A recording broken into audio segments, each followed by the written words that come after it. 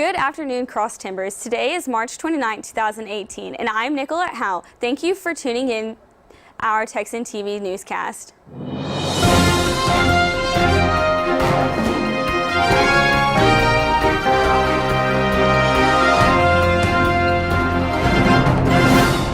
In campus news, a high-ranking university administrator has recommended that Dr. Michael Landis be terminated as an employee with the university. This comes after Landis was accused of inappropriate behavior by former student. Texan News recently reported about Landis asking Renee Warner if she wanted to get together for dinner, drinks, and movies in a text message.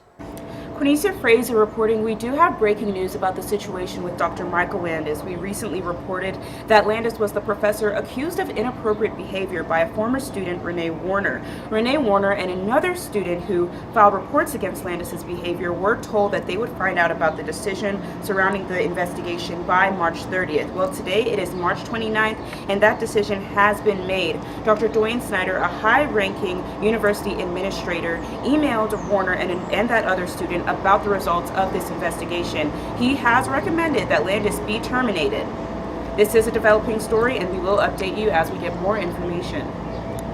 In local news, Stephenville resident Arlene Holland will be hosting a book signing for her first book today at the Erath County Courthouse. The book, titled Sun Shower, spent 6 weeks on Book Locker's best-selling books. It can be purchased for $25 during the book signing. And now for today's Texas national and international news, we turn to the Associated Press. In Texas news, a San Antonio man known as the Suitcase Killer was executed Tuesday evening. 38-year-old Rosendo Rodriguez III was sentenced to death for the killing of a 29-year-old Lubbock woman. His battered, naked body was stuffed into a suitcase and put into the trash. Rodriguez received a lethal dose of pentobarbital. He was pronounced dead at 6:46 p.m. The execution was the 4th this year in Texas and the 7th nationally. In national news, the lawyers for Bill Cosby's trial are requesting that the judge step aside because the judge's wife is a social worker and advocate for assault victims. When Judge Stephen O'Neill explained his decision not to step aside, he said that his wife's work does not result in prejudiced or biased decisions.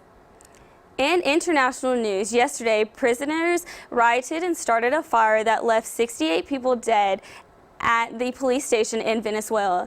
Police officers dispersed the relatives of prisoners awaiting to hear the news about their family members with tear gas. As of 9 a.m. this morning, authorities contacted the relatives of these killed in the fire. In sports news, Texan outfielder Francisco Rodriguez is breaking records at the Cecil Barlow Complex. He is the first Texan in program history to turn to the NCBAA's National Hitter of the Week award. Rodriguez said that he didn't know he was the first Texan in program history to win an award like Hitter of the Week, but when he found out, he was happy and excited. Rodriguez told News, "I play every day like it's my last game. I feel like that's how I help the team." For today's weather, we turn to Caitlin Rivera. 1. We're finally over the fog and rain, and the National Weather Service is reporting a high of 70 and a low of 47 today. This has been a production of Texan TV News, a product of the Texan News Service from the Tarleton State University campus in Stephenville, Texas. Watch us live on Apple G Channel 2.1 in the dorms at 12:30 weekdays. If you live off campus, tune in on Northland Cable Channel 9. You can follow the Texan News Service on Facebook, Twitter, and check out our website at www.texannews.net for all your latest local, state, national, and international news. Today's broadcast was produced by the Texan TV staff. Have a wonderful day, Texans.